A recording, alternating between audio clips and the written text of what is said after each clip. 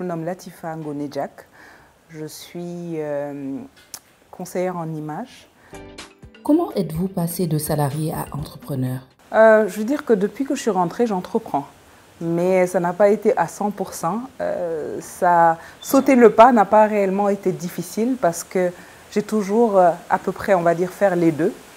La création de Fabira Images, tout d'abord, comme date de 2012.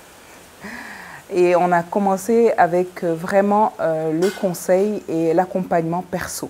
C'est-à-dire qu'on accompagnait les femmes, les chefs d'entreprise, les cadres qui voulaient changer de style, qui voulaient avoir beaucoup plus confiance en elles dans leurs activités. Et je les aidais à être beaucoup plus compétitifs, on va dire, dans le milieu professionnel.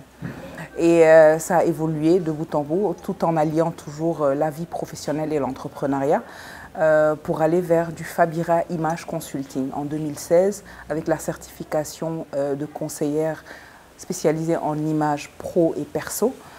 C'est là qu'on a lancé vraiment les activités pour accompagner autant, quand on dit du côté personnel, une personne qui veut évoluer dans son personal branding, comment mieux communiquer sur elle.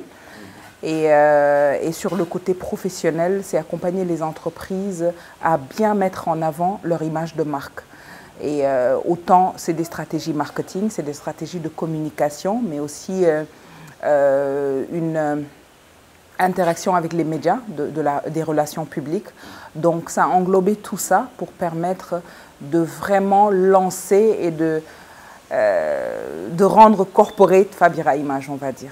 Quelle est selon vous l'importance du conseil en images? C'est très difficile de faire comprendre, par exemple, à une personnalité politique qu'il faut embarquer dans sa campagne systématiquement un conseil en images pour pouvoir l'aider à faire une stratégie de communication, mais aussi pallier tous les bad buzz. C'est important de pouvoir, quand on fait passer un message, de savoir comment impacter sa cible. Quand on est journaliste qui présente le 20h, on ne doit pas avoir la même prestance ou la même tenue ou la même présentation que l'animateur, par exemple. Un journaliste doit être habillé sobrement parce qu'il a des messages importants à faire passer. Par contre, l'animateur, on va lui permettre beaucoup plus de folklore. Comment se passe votre collaboration avec les femmes en particulier? Une femme va venir me voir parce qu'elle a une nouvelle proposition de promotion, de poste, et elle voudrait être à la hauteur, vraiment au niveau de cette position. Donc nous, on va travailler sur les compétences qu'elle a déjà et comment sublimer tout ce qu'elle a déjà en elle pour lui permettre autant ses prises de parole en public, autant ses sorties publiques, qu'est-ce qu'il faudra mettre, comment il faut s'habiller, quelle prise de parole on devrait avoir pour ceci ou cela, et autant ne pas avoir peur en fait de demander ce qui lui revient. Parce que nous, culturellement, dans notre milieu professionnel, on nous apprend déjà tout petit, on nous apprend à ne pas. Et c'est des choses comme ça qui nous suivent tout au long de notre parcours. Et professionnellement, on arrive au niveau où on a notre bac, on choisit notre cursus supérieur, on fait des études, on rentre dans le milieu professionnel et on a du mal à interagir avec nos aînés. Alors que là, on parle vraiment de choses pro. Ça ne devrait pas être lié à « tu es plus âgé que moi, je ne devrais pas pouvoir argumenter mes idées ou ma stratégie que je veux mettre en place ». Et donc, je travaille vraiment avec, elles sont à 70% des femmes, mes clientes, et alors à booster leur estime en soi et leur confiance en soi. Quels conseils donneriez-vous à ceux qui souhaitent se lancer dans l'entrepreneuriat, en particulier dans des domaines innovants comme le vôtre? Alors, je leur dirais qu'il faudrait avoir cette envie et cette passion de chercher, de s'informer, d'être à niveau en termes d'information. Peu importe le métier dans lequel vous évoluez, il faudrait être vraiment aware, si je peux dire comme ça, de tout ce qui se passe dans ce milieu-là.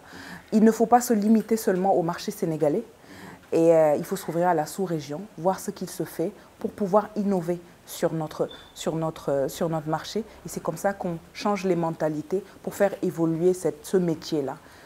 Pouvez-vous nous parler de votre engagement dans le mentorat? Alors, j'aime beaucoup cette question de mentoring parce que nous, en tant que, on peut se dire senior maintenant, on est mentoré aussi toujours. Hein. Et donc, c'est important de pouvoir passer le flambeau. Donc, moi, à mon niveau, ce que je fais, par exemple, là, j'ai un petit groupe de jeunes filles que je mentore. Elles sont 6 ou 7 et que j'accompagne. Elles sont de la terminale au premier job, quand je dis ce groupe-là. Et je les accompagne à autant avoir cette envie de faire des recherches, d'avoir confiance en elles et de se connaître elles-mêmes, parce qu'on a le bac, on ne sait pas encore ce qu'on veut faire. Il y a plein d'écoles qui sont ouvertes au Sénégal et qui permettent vraiment d'évoluer, de faire un premier cycle ici et de continuer ses études après. Et je les accompagne sur le fait que